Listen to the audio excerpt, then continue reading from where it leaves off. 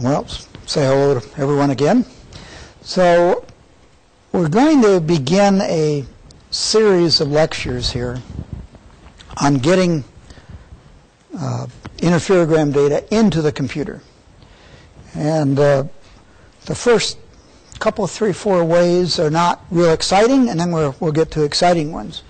But the first one, kind of go back in history and see what the classical way of getting interferogram data into the computer was, and a little bit about what type of analysis you could do of these interferograms. So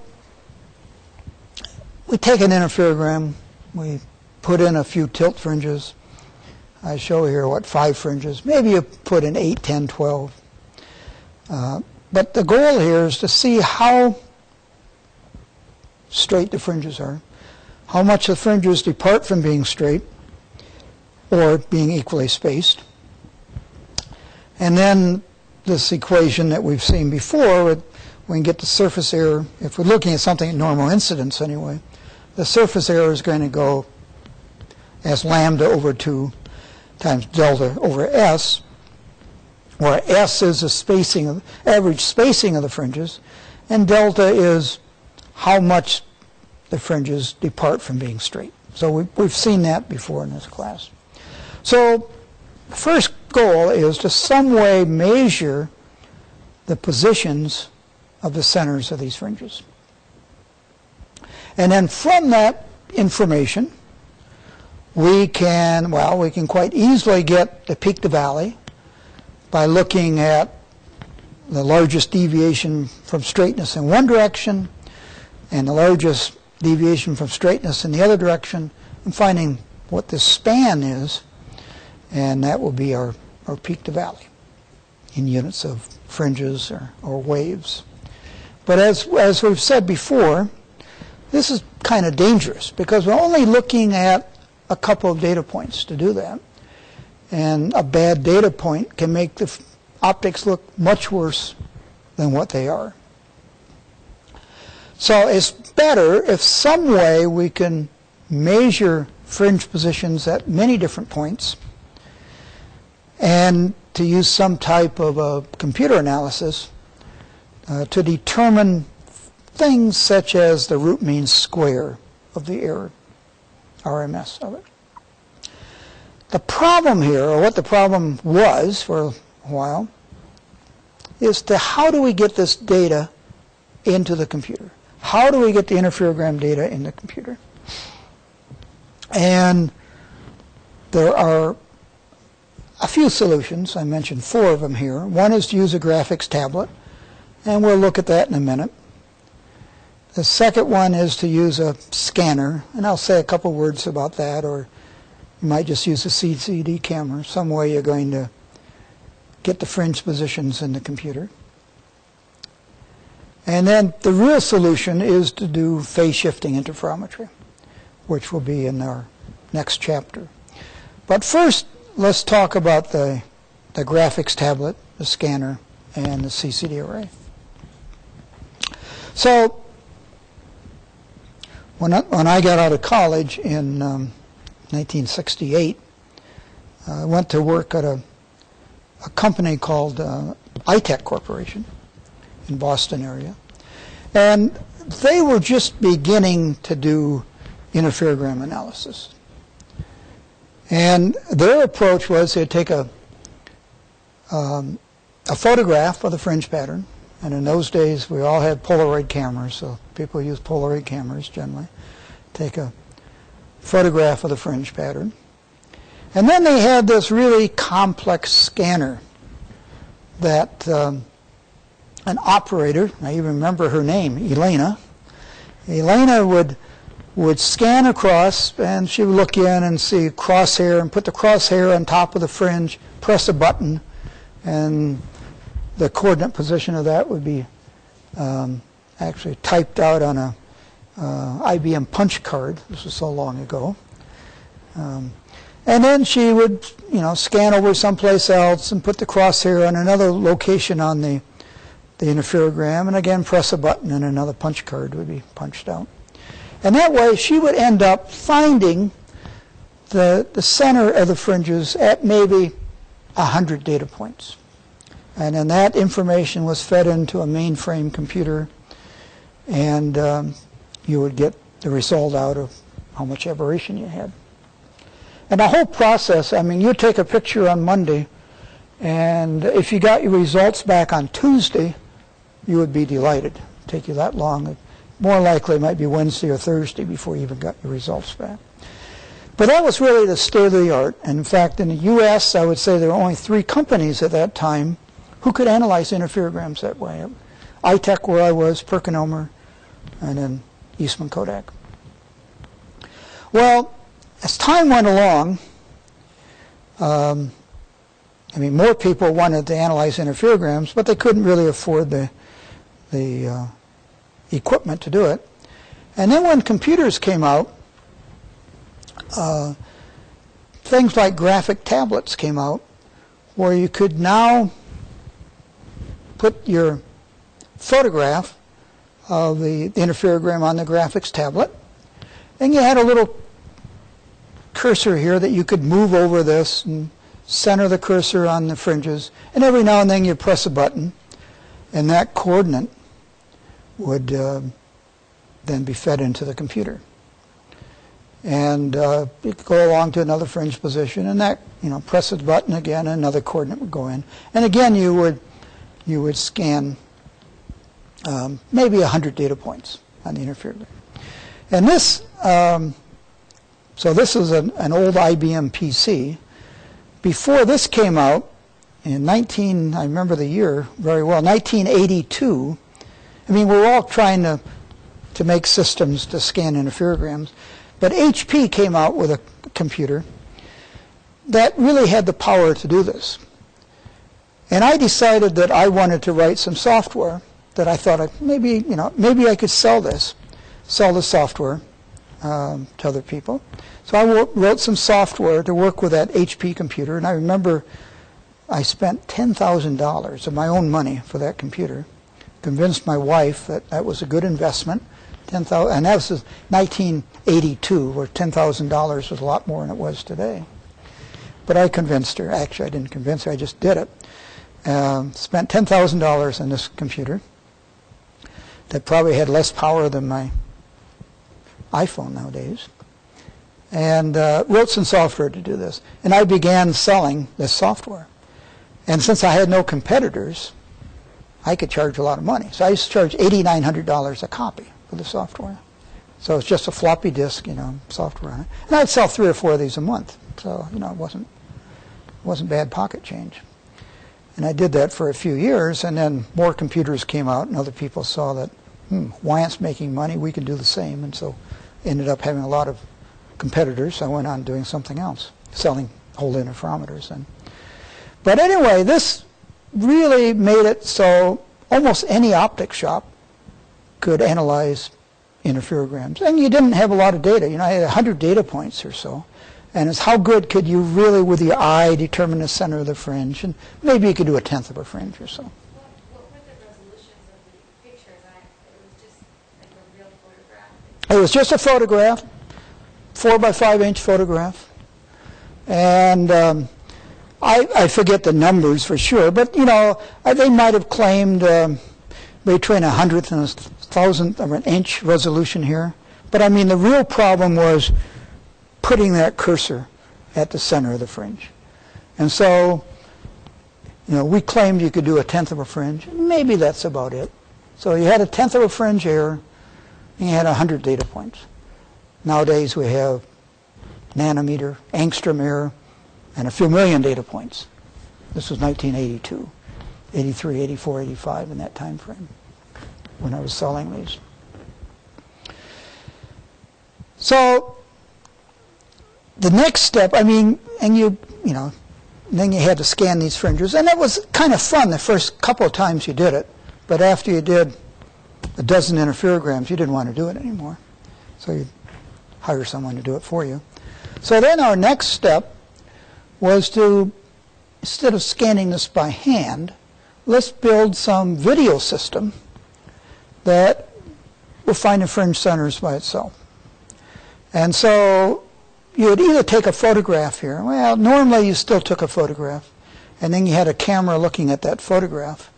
And then you could set up the computer.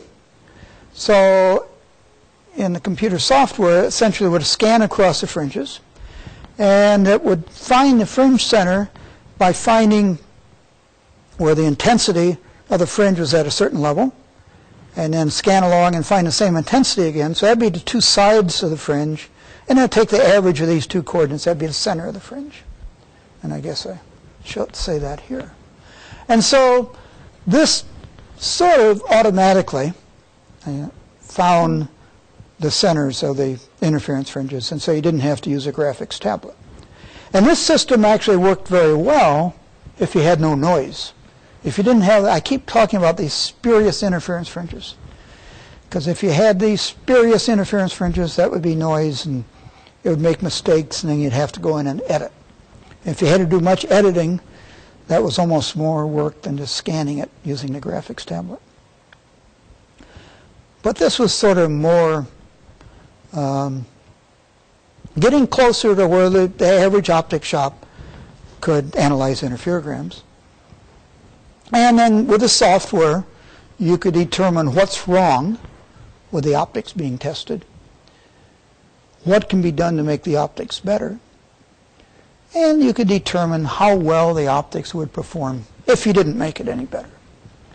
And kind of in the software that I wrote anyway, the calculations that I did was, well, certainly you did peak to valley, then you did RMS, and then you could subtract out things that you didn't want. I mean, you always subtract out tilt.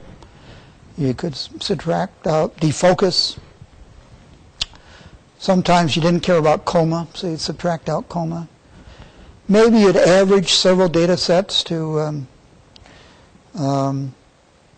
reduce the noise. And you'd plot out little contour maps. And I mean, it's kind of crude what we did back then compared to what you can do now, but people were pretty happy with it back then. Slope maps, and spot diagrams, and encircled energy, and even got into doing fast Fourier transforms, so we'd calculate point spread functions and MTF. And then you'd always have it so you could generate some synthetic interferograms that people liked that. So that was sort of the capability. So this is, as I said, this started about 1982, I think is when I bought the computer. And maybe I first began selling the software in 83, and it lasted for a few years. But then we really got into phase shifting interferometry, and other people did too. And that is going to be what we're going to talk about for, well, a few lectures here. Well, we'll first talk about something more leading up to phase shifting, and then we'll get to phase shifting itself. That takes us to chapter 5 here. This was actually, I mean, it was a very exciting time in my life, an exciting time in a lot of people's lives, because computers were just becoming available. Personal computers. I mean, you had mainframe computers before that, and so-called mini computers, which weren't very many. But we first began getting the desktops. I mean, first we had the HP stuff, which was very expensive, but better than anything else. And then the IBM PC came along, and began using that. So it leads us to what I'll call a direct phase measurement interferometry. So we're no longer going to just take a photograph of the fringe patterns and find the centers of the fringes, but some way we're going to get this data into the computer. And we're going to start out here where I'll give a little introduction first. And then the first 3 techniques here, I have to admit they're not real exciting. But I think we need to talk about them. It's what's going to be called zero crossing technique. There's something called phase lock, which I'll guarantee will put you to sleep. But there was a time when that was somewhat exciting. And then there's up-down counters, which actually had some practical use. And then we'll finally get to what I call phase stepping and phase shifting, and then this becomes, in my opinion, very, very exciting down in here. So, I mean, computers have changed everything we do. And certainly has changed the way we work with interferograms. And so there are really three reasons why we're kind of excited about these electronic and digital techniques for measuring the phase distribution across an interference pattern. And maybe the most exciting one is the last item here on the list, which is it's just going to be a fast and convenient way of getting interference data into the computer so the fringe data can be analyzed. And when I was talking about using the graphics tablet, you know, we're scanning along here, and maybe we're getting it good to 1/10 of a fringe. I mean, now we're going to do a fringe divided by 1,000 or better than that. It's just, we're going to get fantastic results and so fast. I mean, it's just incredible. So high measurement accuracy and fast and very convenient to work with. Well, before we get to phase shifting, the three techniques I want to talk about here. The first one is what's called zero crossing. And a lot of words here, but let me kind of describe this. We're going to make some interferometer where some way the frequency difference between the two, there's a frequency difference between the two beams in the interferometer. And later, as I get to phase shifting, I'll talk about ways of actually doing that. But maybe I'll use an acousto-optic Bragg cell or something. So there's going to be a frequency difference between the two interfering beams. And because there's a frequency difference between the two beams, the intensity is going to vary sinusoidally with time. It's going to be a sinusoid with time at the frequency of this frequency difference. So if I have a frequency difference of 10 megahertz, then the intensity of the fringe pattern is going to, I mean, it's going to be oscillating in a sinusoidal way at a frequency of 10 megahertz. And I'm going to put a detector in the beam that's going to detect when this intensity passes through some value. And so I have something that's going like a 1 plus a cosine. And so let's say when I subtract out the 1 in electronics. And so when this passes through 0, I'm going to detect that. And so I'm going to have two detectors in my looking at my interference pattern. One detector is going to be fixed in space, and the other one I'm going to scan with. And so I'm going to know what frequency this is oscillating at, 10 megahertz or whatever it is. And I'm going to have my two detectors, and when this begins, when one detector passes through 0, I'm going to turn on a clock. And when the other detector passes through 0, I'm going to turn off the clock. So I'm going to measure the time difference between when these two detectors, the output of these two detectors go through 0. And by knowing the period here, and by knowing the time difference, I'll be able to calculate the phase difference. So I have an interferogram, just go back, I have an interferogram. Some way I've made an interferometer where the two beams, two interfering beams have a different frequency. So the intensity of each point in the interferogram is going to vary sinusoidally with time. I'm going to have a fixed detector, and then I'm going to have a detector I scan. And I'm going to measure the time difference between when the signals for these two detectors goes through 0. By knowing the time difference, I'll know the phase difference. And so I'll keep the one detector fixed, and I'll just scan with the other one, keep measuring these time differences, i.e. phase differences. And that way I will map out the phase difference between the two interfering beams. And I could do this to a hundredth of a fringe pretty easily. And I had students who worked on this. I mean, there were a number of people at different places who worked on systems like this. And we call that zero crossing. I don't think it's used anymore. But in its day, it was kind of an interesting thing.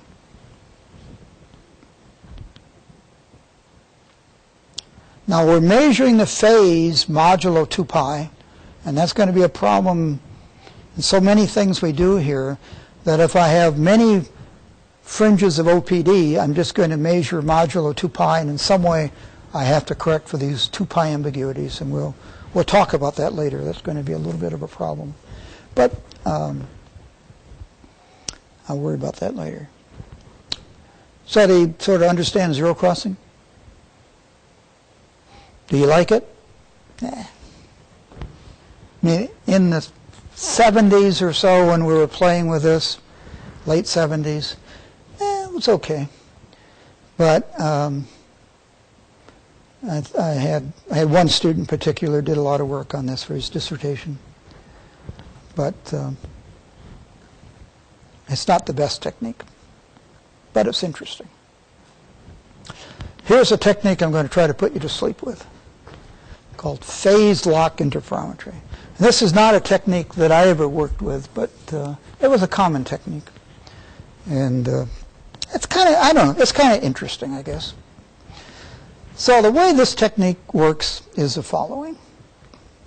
I need to have a drink before I talk about this technique. Unfortunately, it's only water.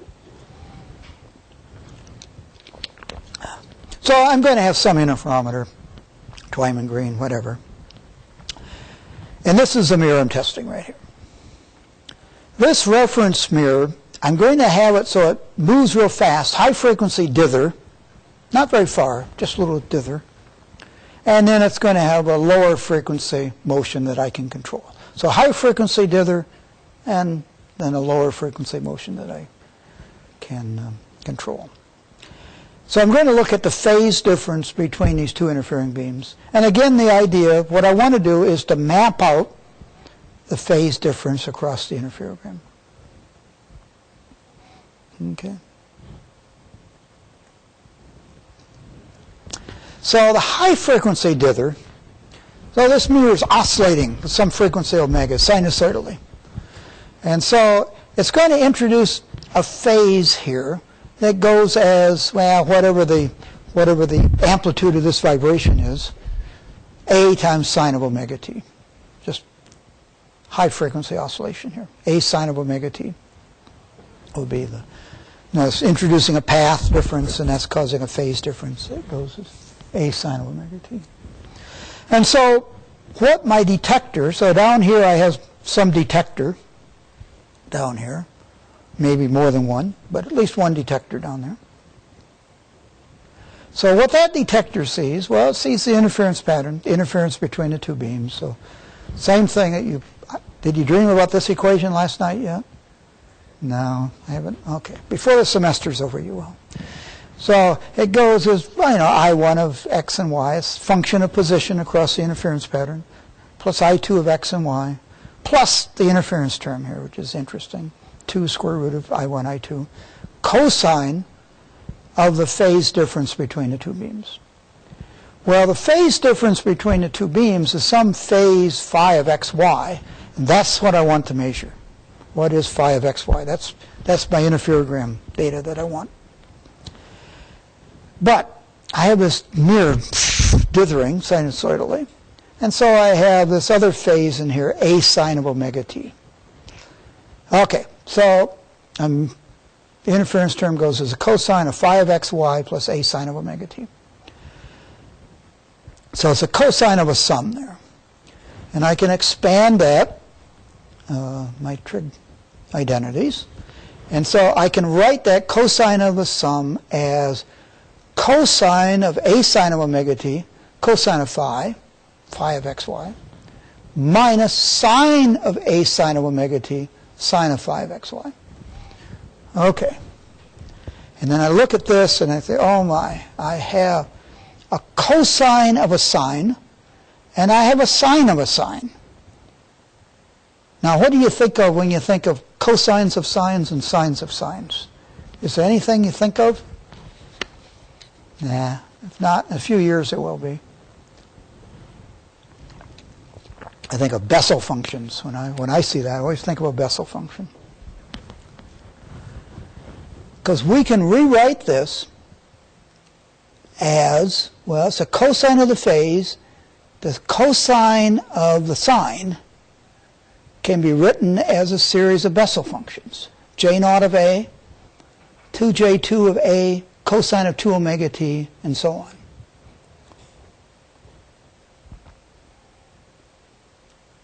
And one time in my life I probably could prove that, but I can't prove it anymore, but I know it's true. The sine of a sine, so the sine of A sine of omega t, can be written as 2J1 of A sine of omega t plus 2J3 of A sine of 3 omega t's.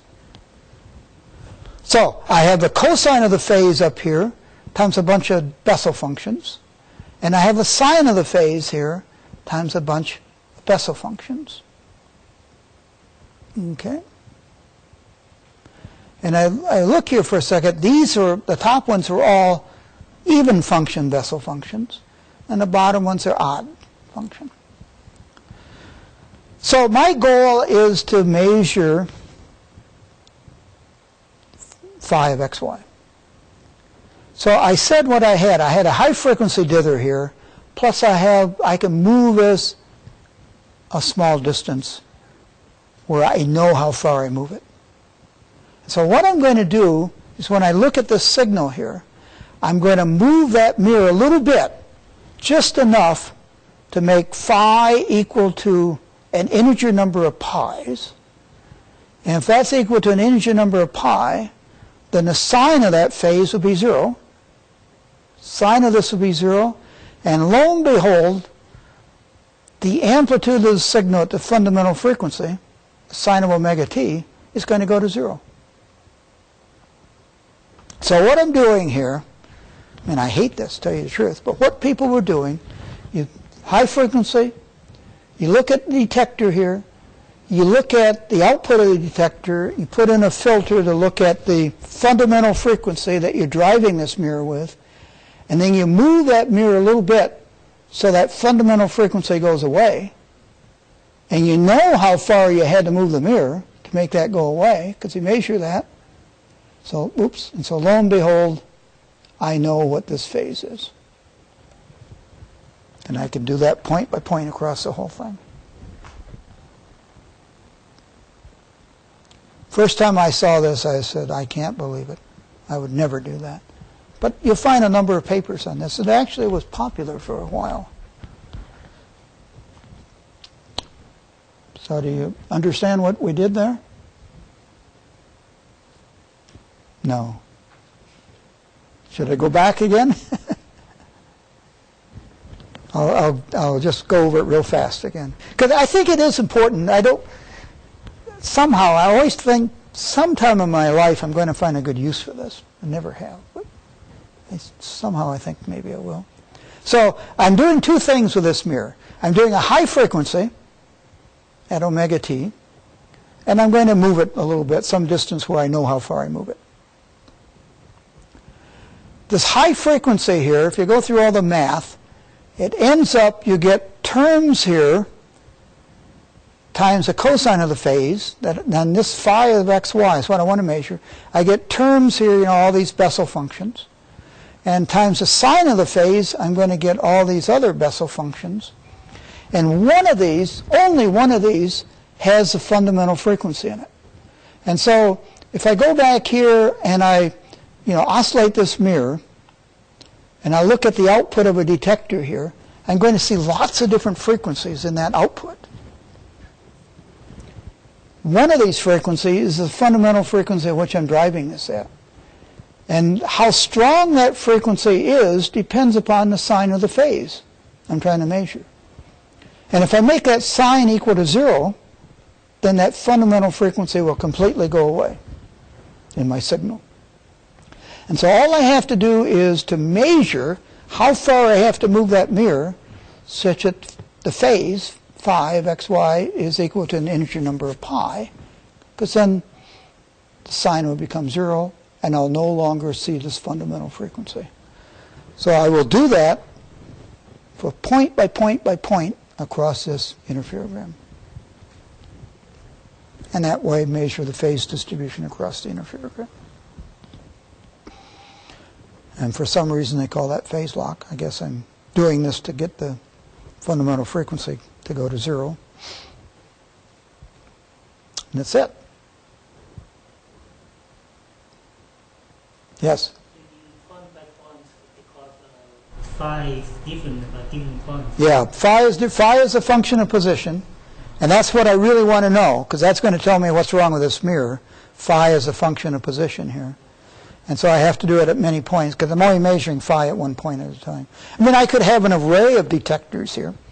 Instead of scanning, I'll spend some money and put in an array of detectors and look at the signal coming out of each one of these and determine just how far I have to move this to make that fundamental frequency at which I'm driving this at go away. Hard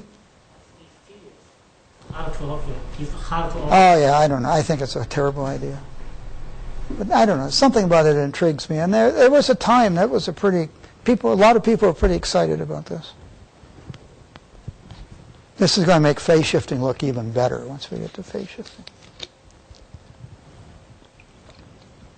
Okay, well, let's go on. We have one more I want to look at before we get to phase shifting. And that's called up-down counters. Maybe for that I'll draw something on the board here. I'll draw a setup. This actually has a very useful application. Not so much for testing of optics. I mean, we played around with it here for testing of optics. And other people did too, but it has another application. So let me look here. I'm going to take a laser.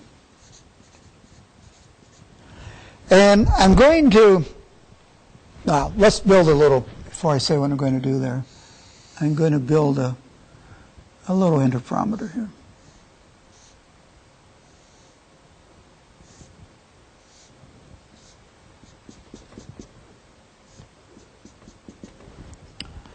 And I'll put in a beam splitter there, light here, detector, and light here, detector. And I'm going to make this a Zeeman split laser. So I'm going to apply a little magnetic field to this. And I'm going to get out of here two beams.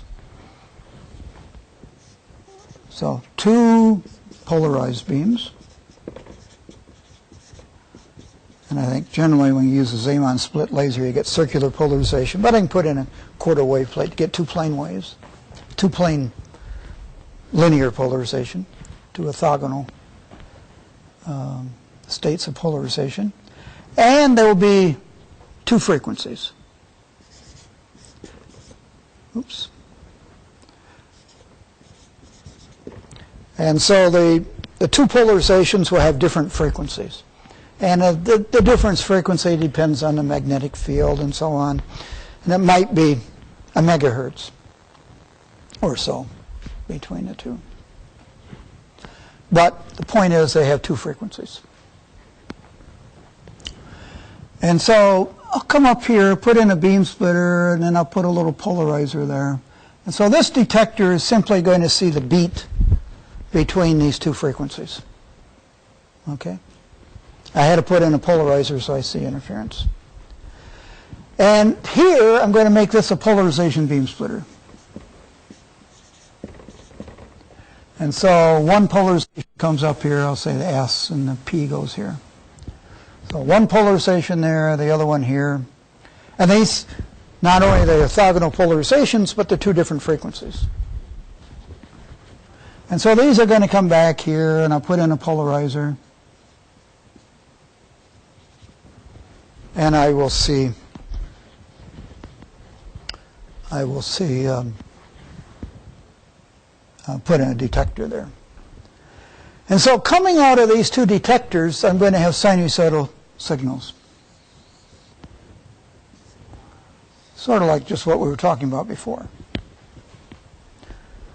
And it's going to be, right now it's going to be at whatever that difference frequency is.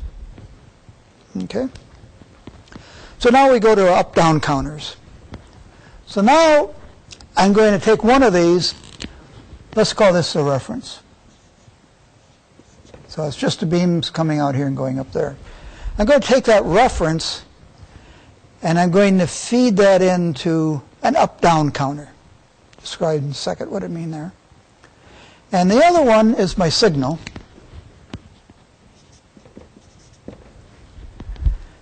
And I'm going to feed that in to the other side of the up-down counter.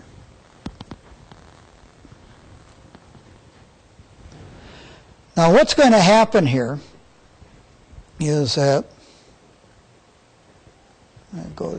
come back there. When this sinusoidal signal goes positive, the up-down counter is going to change by 1 count. So if I come back here, every time this sinusoidal signal goes positive, the counter is going to change by 1. Every time this goes positive, every time this one goes positive, it's going to go up by 1. Every time this goes positive, it's going to go down by 1. So nothing very exciting happening here so far. It's going to go up, down, up, down. It's going to stay the same. What if I take this mirror and move it?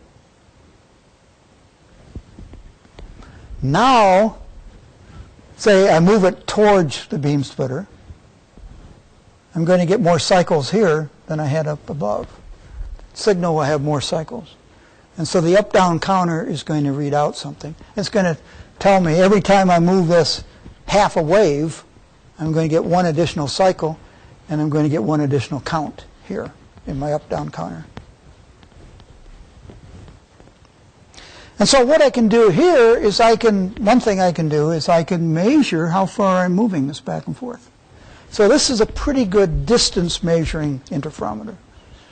And HP for years sold a distance measuring interferometer like this. Now, that's only giving me 1 count for every half wave that I move. And so what people do, between the detector and the up-down counter, they put in a frequency multiplier. If I put in a 10 times multiplier, then I'm going to increase the sensitivity by a factor of 10. So this is good for measuring, I guess I have it here. This is good for measuring distances like this. But I could have used this in one of my interferometers, and now what I'm doing is with my detector, the signal here, I can simply scan my detector around, and I can measure out how the OPD changes as I move around in my interference pattern. Okay.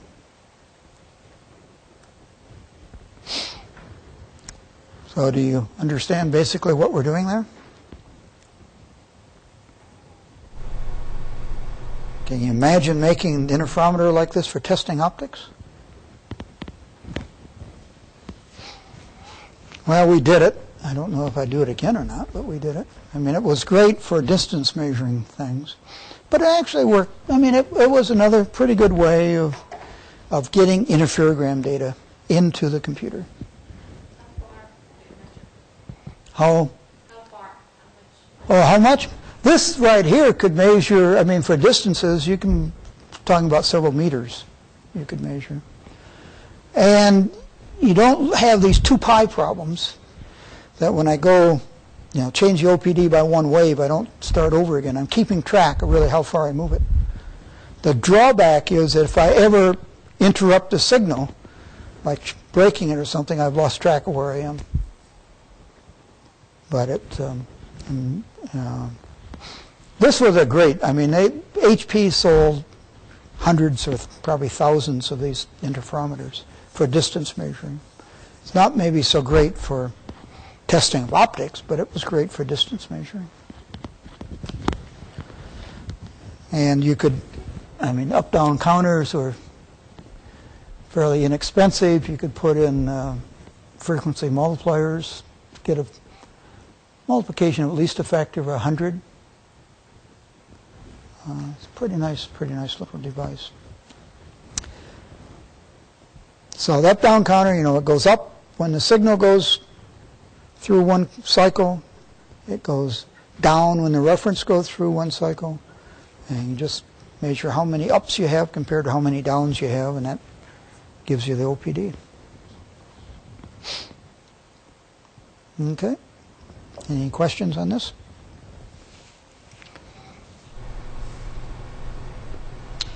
Well, that leads us up to the exciting thing, I'd have to say. And what really has worked out extremely well in getting interferogram data into the computer. It's what we're going to call phase stepping, or maybe more often is called phase shifting interferometer. It really has changed interferometry. It's improved interferometry for optical testing anyway. It's improved it tremendously. It's a wonderful way of getting data into the computer. And we're going to spend a lot of time talking about it. Today, I just want to say a couple of words about it. As we go through the next few classes, we'll talk about different ways of, well, some way we have to change the phase difference between the two interfering beams. We're going to talk about how we might do that, several different ways of doing it. There are a million different algorithms for used in phase stepping, phase shifting. We're going to look at some of these algorithms, and well, I'm not going to make you look at the whole million, but I'm going to lead you through the ones that work best and why they work best. I'm going to take care of these 2π ambiguities. We're going to figure out how to do the calibration of the phase shifter. We're going to look at the errors in phase shifting, which errors are important, which ones are not, and how do we take care of the ones that are important. And it's going to turn out the one that's the most problem is vibration, and we're going to look at how we might solve that. In fact, we'll do a pretty good job of solving it. So I'm going to show you just two more slides today. And this techniques that we're going to talk about here will work with any two-beam interferometer you can think of. And I show it here for a little Twyman green, but it will work with any two-beam interferometer. If we have multiple beams, then it's a little bit of a different problem. What we're going to do is some way we're going to vary the phase difference between the two beams. Well, maybe it's simply by moving a mirror. Maybe it's, well, going to be a lot of different ways we're going to look at.